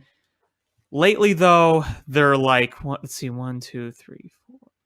They're like 2-4 in their last 6 games, and going back to the start of August, they've won 6 games out of all the games they played. So you got to beat them. You lose 1, okay. I mean, they have some good players on the team, but Joey Votto is hurt. Scott Schebler is hurt. You just got to take advantage here. I mean, you still have, I guess it's not a comfortable lead against the Brewers, but it's not like it's a half game or 1 game lead. You've got a 3.5 game lead, and you've got 3 very, very winnable series before you get into a tough part of the schedule. And although you playing the Brewers, it'd be very nice to be able to sweep them or dominate a series against them and pad your lead. It's just as good.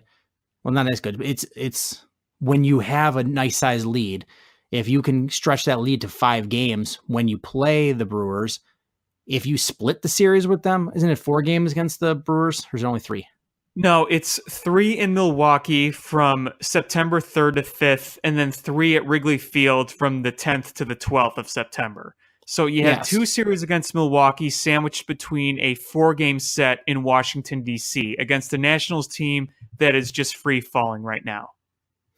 Yeah, but if you can have that lead at 4 or 5 games against the Brewers, if the Brewers then start to be desperate that they've got to win these games and probably sweep, and all you've got to do is break even, split the series. If you win 3 of 6, then those 6 games are just a wash, and all it is you maintained the same amount of lead and took 6 games less for the Brewers to try to catch you. My one concern is not necessarily the Brewers, but boy, the Cardinals can't be stopped right now. They're winning games left and right. Part of me says they're due for a slump, but part of me thinks that they could overtake the Brewers and be the team that's fighting the Cubs. Now, the Brewers won a pretty big game today, and that kind of helped pad things a little bit when the Cubs lost, but the Brewers and Cardinals are pretty much neck and neck right now, and they're going to be battling themselves. So you just wonder how much is beating the Brewers going to do at the point of playing them if the Cardinals keep winning and move into second place. That's my concern. How many games did the Brewers and Cardinals have against each other? 3. So the Cardinals took the first 2 to move into second, but then the Brewers won today. No, but for the rest of the season. Oh, for the rest of the season. I'm sorry. Let me look at Milwaukee's schedule, because I'm going to guess. That's a good question. I'm going to guess that because, if the way that the trend has gone with Major League scheduling is if they anticipate teams that are going to be in a race, they sort of try to stack some games at the end so it's more exciting. And so you're seeing Cubs, Brewers, quite a few games at the end of the season, and I wouldn't be surprised to have, several more games with the Cardinals and the Brewers. So the Brewers and Cardinals have one more series against each other in September. That's going to be late September, like I think the second to last week of the season, or pretty much the last week of the season, because it really is just the last week of the season. It's the second to last series. It's going to be in St. Louis from the 24th to the 26th, and the Brewers play the Tigers at home to conclude their season. So they have the 2 series against the Cubs, both 3 games, and then the 3-game set against the Cardinals towards the end. And the Cardinals, after leaving St. Louis, will come and play the Cubs for the regular season finale. My hope is that by that last week, the Cubs could just have the NL Central locked down. I mean, what's going against the Cardinals is 1, the regressing to the mean, and 2 is that's a tough 2-game series to wrap your season up against, especially when you're currently 4.5 games out of first and you got to leapfrog a team.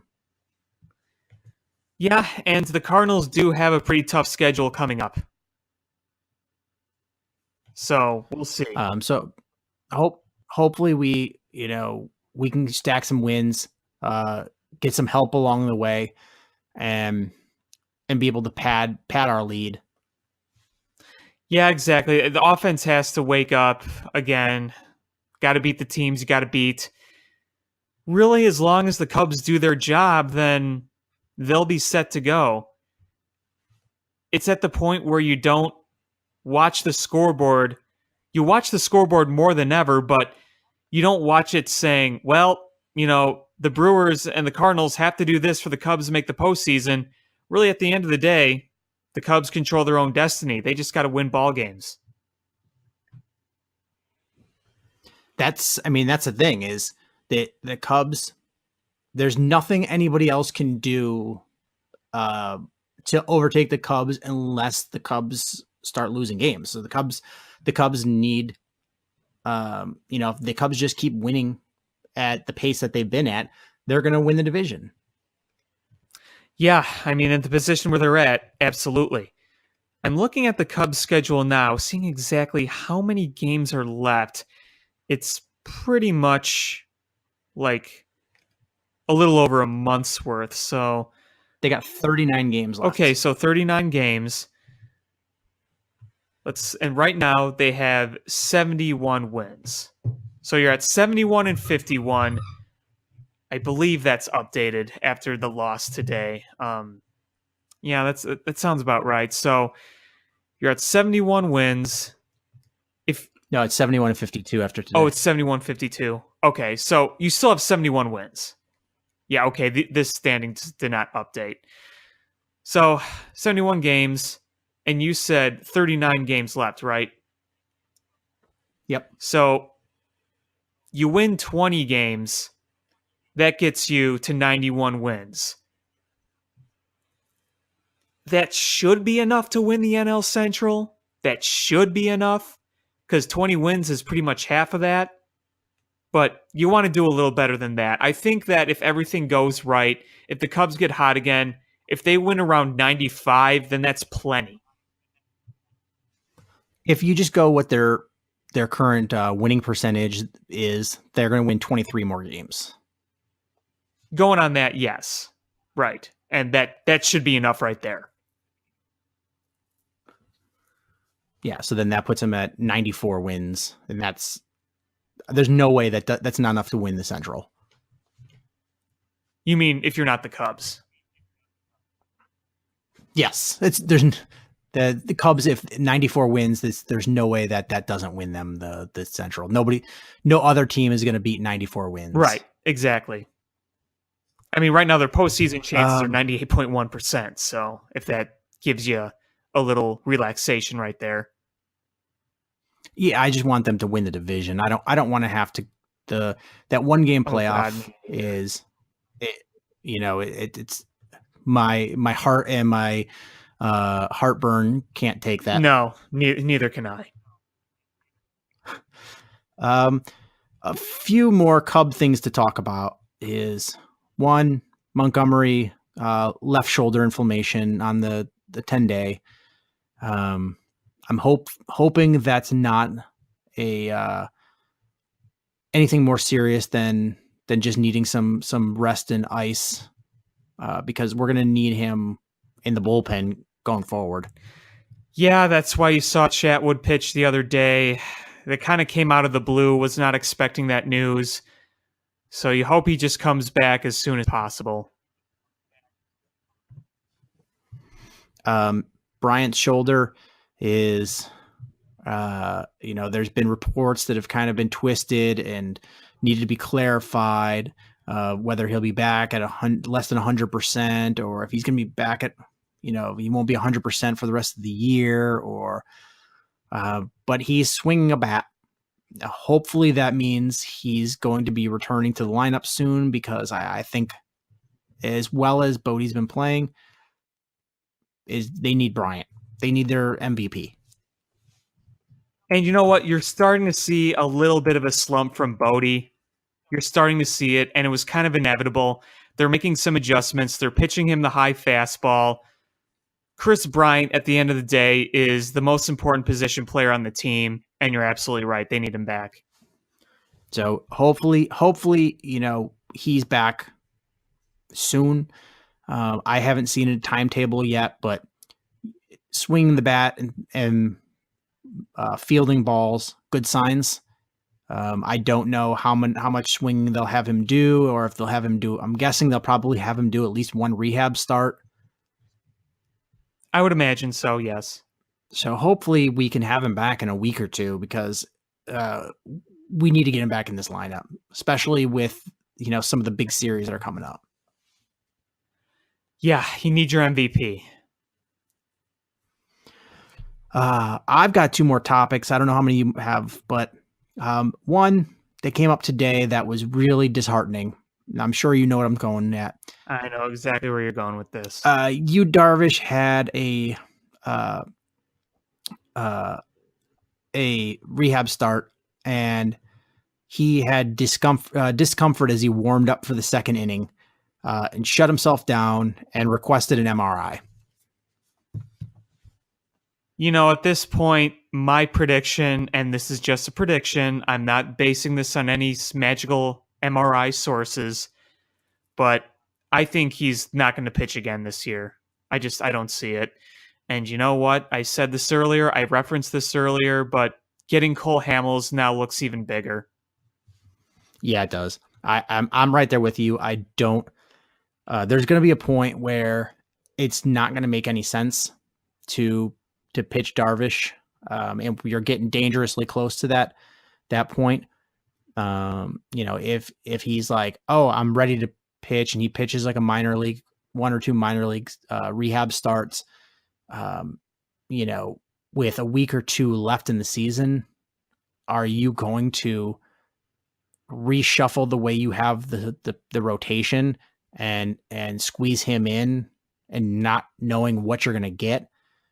I don't think so. And if you don't know what his health is or what you're going to get from him or how much rust he's going to have, are you going to throw him into a playoff rotation?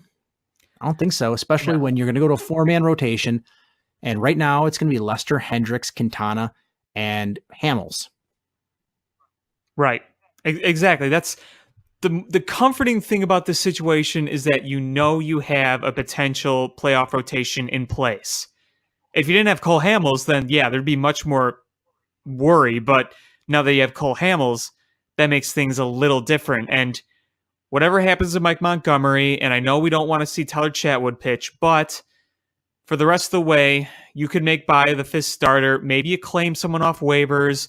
Maybe you bring up Dwayne Underwood from Iowa. It's not like you lost several pitchers or you only have like 3 viable starters. I mean, I know the rotation has been up and down, but on paper, and hey, the past week, Lester, Quintana, Hendricks, and Hamels have all looked good at the same time. Hopefully that continues. Yeah, so done expecting anything from Darvish for this year. Shut him down and let him have the entire offseason to rehab and come back in February 100% healthy. Yep. I'd rather they save him for the long run than try to rush things. Yeah. There was going to be an odd man out anyway in the rotation. Yeah, and you found a gem, replace him in the lineup, and go from there. Yep. The last thing I wanted to talk about, you may have some more topics, but the Joe Madden contract extension situation. What are your thoughts on this? So his contract would be up this year, right? Yeah. Signed a 4-year deal before 2015. Yeah. It really hasn't crossed my mind much. I haven't really thought about it a lot. And I truly feel like when it's all said and done, they're going to extend him. So I'm not too worried about that, frankly. I think it's going to happen. I just wonder what the situation is. Is it the Cubs? Is it Jed and Theo hesitant to sign him to, an extension? Is it haggling about the money or the contract language? Is it Joe hemming and hawing, not coming back? I don't know. I really don't know. I haven't really thought about it much. Yeah, I haven't really thought about it much either. I mean, I knew going into the season that it would start popping up, but I just assumed that, it'd be around All-Star break or something. They'd be like, oh, we signed it. We got the deal done, 3-year, 4-year deal, whatever. Joe's back, but there's been nada. And neither side seems like, it's a big deal. I wonder if that makes me wonder if it's the Cubs have the offer in place and say, here's the deal. And Joe's just deciding whether or not he wants to come back, or, if he wants to come back for as many years as they want to sign him, or if it's Joe's decision that's holding things up. So nobody's sweating it out because it's it's not a negotiation at this point. It's just a waiting for Joe how he feels.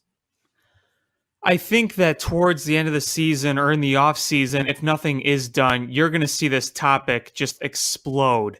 There was an article in the Tribune today reflecting on Joe Madden and how he's one of a kind. So maybe that this topic will start to come more and more. And then by the end of the season, you're going to start talking about it a lot, unless there is an extension made. Sometimes these things just come up like you don't hear anything and then all of a sudden, boom, there it is, the extension. But if not, it's going to be a topic that's going to come up eventually. And just right now, with the situation the Cubs are in, it's not really high on their list because they're still trying to accomplish things this season. All right. So hypothetical. Say Joe decides he wants to retire. Say the Cubs win the World Series and he's like, I'm going to go out on top, kind of like Rossi, and I'm going to retire. Who is your guy? Oh, that's a good question. Simple-minded me that doesn't think a lot would immediately go to Joe Girardi. Experienced, wants to manage again. He knows what it's like in a big market. Certainly not Mike Matheny. Not Mike Scioscia. I think he's way past his prime in terms of managing. Oh, that's a good question. I mean, I feel like Joe Girardi could potentially be somewhat of a fit here.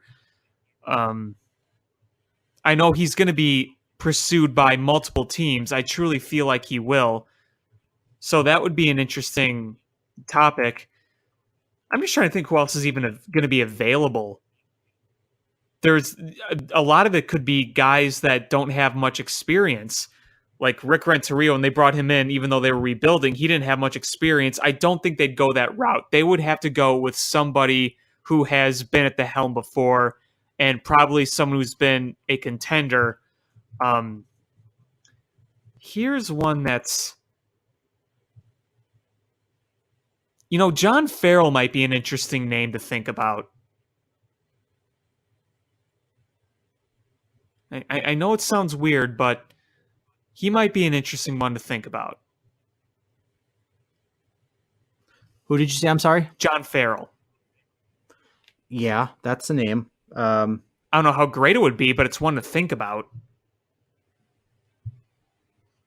And I'm not going to go meatball and say, just make David Ross the manager. No, he's got no experience. It was funny. I was going to jokingly say, bring back David Ross to be the manager. Yeah, no, and no Ryan Sandberg. No. He doesn't want to do it. He shouldn't do it. We were so caught up in meatballery because our team was so bad that we wanted him. Oh, God. No, here's an idea. You ready for this? Ozzie Guillen. No, but close. Take one more guess. I don't know. Bring back Dusty. In Dusty, we trusty. In Dusty, we trusty. You know who I would love as a manager? I don't know. I doubt he'd be available, but I'm a really big Bud Black fan. I love him as a manager. Ozzy would be hilarious. They got rid of the rats in here, man. It's funny because in some ways he's polar opposite of Joe Madden. In other ways, they're very, very similar. And the way I'm talking about is he deflects a lot of the pressure from the players by bringing it onto himself. And Joe does that. Ozzy did that. They did it in much different ways. I was going to say in very different ways, but yes. But they both did it. And they're both guys that can be fiery and, dig into their players, but they're also guys who players really like.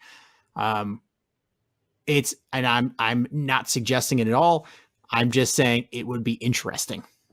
It would be interesting. It would. Oh, I know. Let's drag Lou Piniella out of retirement. Oh, they promised me some scotch. What's Robin Ventura up to? Probably nothing. Probably relaxing with all the money he's made and just chilling.